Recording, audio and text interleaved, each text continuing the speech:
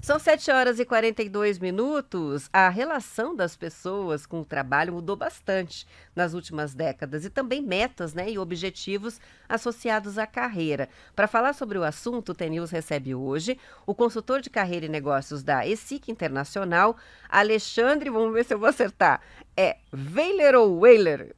Ou nenhum dos dois? Weiler ou Weiler, como quiser. Ou Weiler. Não, tem que falar como é corretamente. Weiler? Weiler. Weiler. Seja muito bem-vindo, Alexandre, aqui. Um prazer Bom dia. enorme poder retornar aqui na Rádio T. Uma alegria enorme a gente poder falar desse tema tão importante, né? Que é carreira, jovens, negócios. Isso é muito importante. Isso aí. Esse é o momento da história até aqui, né, em que existe a maior diversidade de faixas etárias convivendo no mercado de trabalho. E embora uma geração acabe influenciando a outra e todas mudam de comportamento ao longo das décadas, há diferenças nas relações entre os profissionais e o trabalho bastante associadas à idade. Que cenário a gente tem hoje em diferentes setores e atividades com relação a isso? Pois é, né? Olha só, né? O pessoal fala muito de geração Z, fala muito de geração Y, fala de geração X, estão falando dos alfas agora. E aí poxa vida, nós já temos 4, né? Mas antes disso nós temos os baby boomers, temos a geração silenciosa que ainda está, né? Aí nós já temos 6, e aí nós temos uma sétima geração que está batendo na nossa porta, que são os betas, aqueles primeiros que nasceram com inteligência artificial. Mas no mercado de trabalho, neste momento, né, nós temos ainda os baby boomers, os X aí em cargos diretivos, nós temos aí os Ys, que uma grande parte deles busca justamente empreender, entre outras coisas mais. Nós temos os Zs, que agora estão tomando conta do mercado de trabalho mais do que nunca, e eles têm uma característica principal, que é ser uma liderança de carreira, vamos colocar dessa maneira, né? Uma grande parte deles não busca mais cargos diretivos. Isso é uma coisa que está tomando conta do mercado. É um fenômeno interessante, né? Uhum. Os jovens não têm mais as mesmas ambições de antigamente com relação à ascensão das empresas. Explica pra gente isso. Por que eles não querem ser líderes, gestores dentro das empresas? CEOs, né? Como a gente diz hoje. É muito bem colocado, né? Essa palavra CEO, né? As pessoas ficam dizendo, poxa vida, o que é um CEO? O CEO é o topo da carreira, é o topo da pirâmide, né? É o cume da montanha, né? O topo da montanha, onde você chega e alcança aquela vista maravilhosa, tem um cargo maravilhoso, você tem justamente o prestígio e você tem o salário. Se você pega lá os baby boomers queriam subir essa montanha, mas se chegasse aos 50, 60 anos, estava muito bom. A geração X, que nasceu a partir da década de 70 até a década de 80 e alguma coisa, essa geração, ela já queria chegar lá o quanto antes. Né, queria chegar lá aos 30, 35, fazer um MBA. O bonito era ser chefe, né? Com menos de 30 anos. Exato. Esse era o sucesso. Genial, é isso mesmo, né? Ser chefe antes dos 30, 35, geração X. Os Ys, eles queriam subir uma montanha, mas que fosse a sua própria montanha. Quiseram empreender, né? Quiseram gerar o mobile, o celular, aplicativos, startups e etc. Uma parte deles também quis seguir essa carreira que nem os X. Aí chegaram os Zs, que disseram o seguinte, quer saber? Estão dizendo para mim que eu não terei aposentadoria possivelmente. Quanto que eu ganho de salário frente ao que custa um carro e uma casa própria, eu não sei se eu vou alcançar esse negócio não. Até porque eu nasci num mundo onde tem grandes expectativas sobre mim e talvez eu não os atinja. Então, quer saber? Vou cuidar da minha qualidade de vida. Se eu chego no topo da pirâmide ou no cume da montanha ou não, não sei. Mas eu vou escalar ela, vou curtindo a vista enquanto que eu escalo e não tenho grandes expectativas de chegar lá. Entre 30% e 40%, dependendo do país, hoje tem esse tipo de comportamento. Tem um ponto aí que às vezes os cargos de chefia, de gestão, eles tiram o profissional da atividade que ele gosta de fazer. Isso é muito comum, né? Na minha profissão, por exemplo, né? O jornalista, ele faz a faculdade imaginando ser repórter, imaginando ser o produtor do jornal e de repente ele vira chefe e passa a ter um cargo mais burocrático, administrativo, de gestão de pessoas. E isso pesa para essa geração também nessa recusa de ser chefe? Sim, isso pesa para essa geração e pesava para as anteriores também. Mas as anteriores até não sabiam disso e descobriam isso quando chegavam lá. E aí o que acabou acontecendo, que essas novas gerações muito mais informadas, elas descobrem isso muito antes. Acontecia isso em muitos cargos, em muitas carreiras, o pessoal brincava, existe a maldição da promoção do bom vendedor. Né? Você tem lá alguém que vende muito bem, e aí você olha para essa pessoa e diz assim, poxa vida, ela daria um excelente gestor, daria um excelente chefe. Muitas vezes você perdia um bom vendedor e ganhava um mau gestor. Porque como você fala muito bem, né, precisa entender de pessoas, não é mais tão operacional e colocar a mão na massa. E isso fez com que os jovens já chegassem aí sabendo disso. Mas também eles chegaram sabendo da pressão que vem junto com esses cargos. E aí justamente estes cargos, eles têm uma pressão muito maior. Quando você deixa de ser vagão e vira locomotiva, você começa a ter o peso dos outros vagões sobre você. E sabendo disso, eles começaram a dizer o seguinte, quer saber? Talvez valha a pena também eu seguir no caminho que eu estou, cuidar mais da minha saúde mental, cuidar mais do meu equilíbrio, do meu mental, do meu psicológico, do meu emocional, do que talvez um determinado cargo ou um pseudo-prestígio que eu possa ter num cargo onde eu esteja.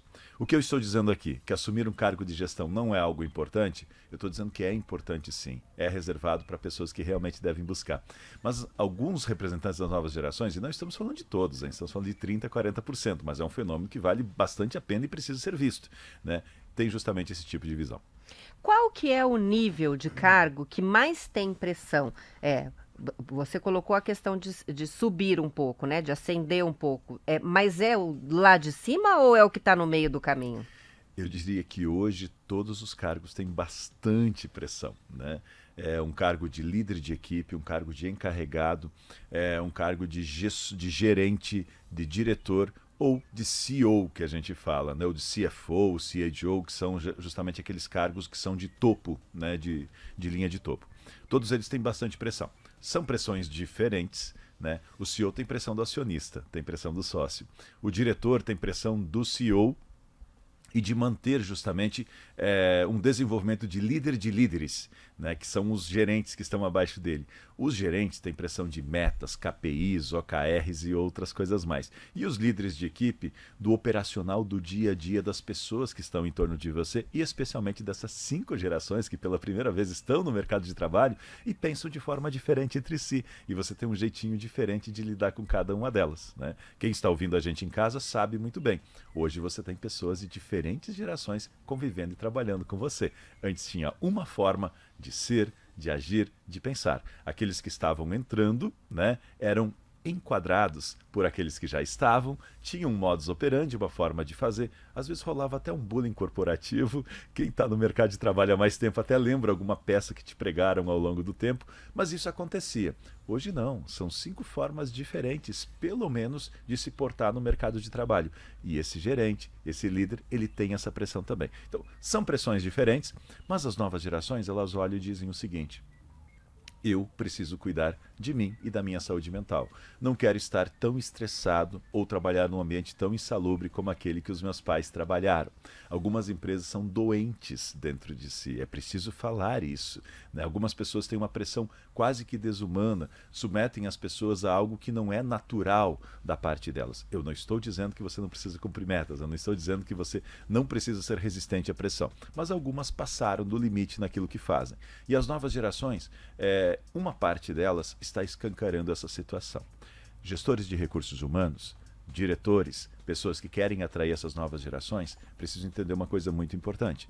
Uma parte importante dessas novas gerações considera se a empresa tem um bom programa que cuida da pessoa 360, praticamente no mesmo nível que trata o salário. Então, hoje, ter um bom salário, ter bons benefícios é muito importante, sim. Mas, além disso, você precisa tratar o profissional como pessoa, como ser humano, como uma pessoa 360, mesmo em todas as suas dimensões, não relegando e deixando de lado todas essas outras dimensões. Eu sei que quem está ouvindo a gente em casa, isso é bastante doce de ouvir, né? E é o que todo mundo quer. Então, aí entra um ponto de atenção. Semana passada, o CEO da Ford falou: preciso voltar às origens. Preciso voltar às origens por quê? Porque alguns liderados dele, gestores, chegaram para ele e disseram o seguinte: olha, as pessoas não estão parando para trabalhar mais conosco. O salário que nós pagamos não é suficiente para elas se manterem Nós não temos programas que cuidem da pessoa 360, isso aconteceu lá nos Estados Unidos. E aí, simplesmente, os mais jovens não param no trabalho, eles ficam aqui 5 dias, 1 semana, 2 semanas, e eles vão embora, né? Para serem sustentados pelos pais ou por qualquer programa social que exista por aí. E está acontecendo o seguinte, que quem vem aqui é quem já tem um trabalho em outro lugar. Então ele trabalha 7 horas na Amazon e depois ele vem trabalhar 8 horas aqui. Essa pessoa está dormindo 4 horas por dia. Isso não é sustentável. Logo, logo nós perderemos até estes, que são de outras gerações, que se submetem a uma dupla jornada. Nós precisamos mudar esse jogo. E aí a Ford lá começou a dar essa guinada e começou a dar essa volta. Ou seja, tem gente trabalhando de mais e tem gente trabalhando de menos. Exatamente. E aí a balança, a conta aí não fecha, né? A gente vai fazer um intervalo rapidinho e na volta eu quero fazer uma análise aqui das consequências disso que você está colocando, dessa geração Z, que cada vez vai ser maior a proporção no mercado de trabalho, obviamente, né? Sim. E que não quer os cargos de liderança e chefia, e aí isso acaba gerando um movimento interessante nos ambientes. Eu fico pensando que a empresa, no poder público até, a gente acaba vendo um reflexo disso, né? Quando a gente vê, por exemplo, a idade dos presidentes, a idade das lideranças políticas, cada vez mais velhos, porque os jovens não querem assumir essas posições. Vamos falar sobre isso já já.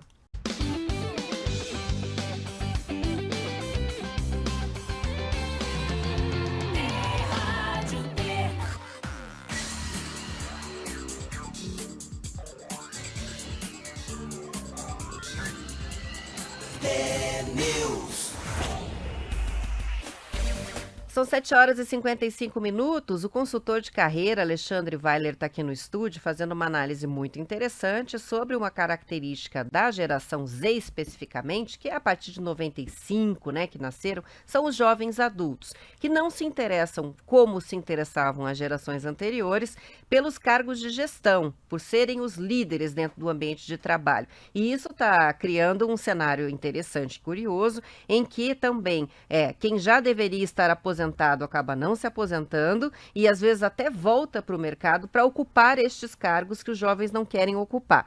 O que vai acontecer no futuro se continuar assim, Alexandre? Pois é, essa é uma excelente pergunta, né? Porque se nós continuarmos desta maneira, o que acontece?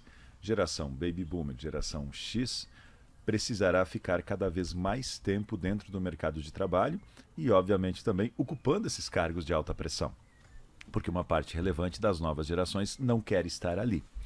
E isso significa que em algum momento também o imperativo do tempo vai bater sobre eles, e aí nós poderemos ficar com empresas sem gestores, né? Em alguns níveis, e isso é bastante perigoso. Ou com gestores muito velhos. Ou com que já deveriam estar aposentados, descansando, curtindo a vida e não estão, porque Exatamente. Estão no mercado ativo. Eu falei até da semelhança, né, que a gente vê na própria gestão dos países, né, dos estados, governadores, presidentes cada vez mais velhos. É verdade. E isso às vezes tem alguns reflexos que não são tão interessantes, né? Muitas vezes você não oxigena, você não traz inovação, você não traz ideias novas, né? O mundo se faz sempre de um equilíbrio muito grande entre aquilo que precisa ser mantido e aquilo que precisa ser mudado e transformado. Não é transformar e mudar tudo e tampouco ficar totalmente fechado a ideias novas. E o curioso é que os jovens eles sempre trazem inovações que são relevantes, são importantes. É o famoso pensar fora da caixa, talvez nem entrar na famosa caixa. Mas o que nós precisamos é de uma transformação sistêmica a partir dali. Olhar para o ambiente dentro das organizações, começar a transformar para acolher esses jovens de uma forma um pouco diferenciada. Também os pais têm um papel importante de, em alguns jovens, incutir um pouco mais de compromisso, entender que existem deveres além de apenas direitos, porque esse fenômeno que está acontecendo ele não é um fenômeno que existe razão de apenas um dos dois lados. É muito importante que exista um processo sistêmico e que as pessoas se encontrem no meio da ponte. Não é 8 nem 80, né? Um grande homem de negócio chamado Aristóteles, ele falava que o segredo da vida é a virtude. O que é a virtude? É um meio entre dois extremos, um que peca pelo excesso, outro que peca pela falta. Então nós temos um trabalho sistêmico que precisa ser feito pelas famílias, incutindo compromisso, incutindo uma busca justamente por entender que existem deveres ao longo do tempo, né? Incutindo aquela fibra que talvez os nossos pais tinham e que a gente precisa resgatar ela em algum momento, mas as empresas também precisam começar a entender que nós temos novas tecnologias, nós temos inteligência artificial, nós temos robotização, nós temos mecanização. E muitas pessoas estão extremamente estressadas dentro das empresas porque hoje elas olham ao redor e elas estão sozinhas num departamento que há 5, 10, 15 anos atrás tinha 5, 10, 15, 20 pessoas fazendo o trabalho que aquela pessoa faz hoje. E ela faz hoje aquele trabalho por quê? Porque ela tem sistemas, ela tem ERP, ela tem coisas que o apoiam para fazer. Tem braços, né? Braços tecnológicos. Tecnológicos, mecânicos, etc., que fazem aquilo acontecer. Porém, o que ninguém está parando para pensar é que a pressão daquelas 10, 15, 20 pessoas que estavam ali, hoje estão apenas sobre aquela pessoa. É por isso que quem está nos ouvindo, com certeza, hoje está muito mais estressado do que estava no passado. Está trabalhando muito mais do que trabalhava no passado. E nós podemos seguir para um caminho onde talvez não existe parafuso que dê para dar mais meia volta, né? Porque chega uma hora que ele espana, humanamente isso é impossível. Então nós precisamos resgatar um pouco mais o lado humano das pessoas também. Eu sei que o que eu estou falando, para algumas pessoas faz muito sentido. Para outras até, elas dizem assim, nossa, mas o mundo, a economia não podem ir nessa direção. Se parar para pensar e fizer a conta direitinho, dá sim. Muito obrigada pela entrevista, Alexandre, um bom dia. Eu que agradeço, mas sempre uma honra muito grande poder estar aqui. O Alexandre Weiler, ele que é consultor de carreira e negócios da ESIC Internacional e veio falar sobre o mercado de trabalho aqui. A conversa fica disponível no nosso canal no YouTube. Os ouvintes podem ir lá assistir novamente, compartilhar. Aos ouvintes, boa quarta-feira. Amanhã às 10 para as 7 a gente está de volta com o T-News. Até lá.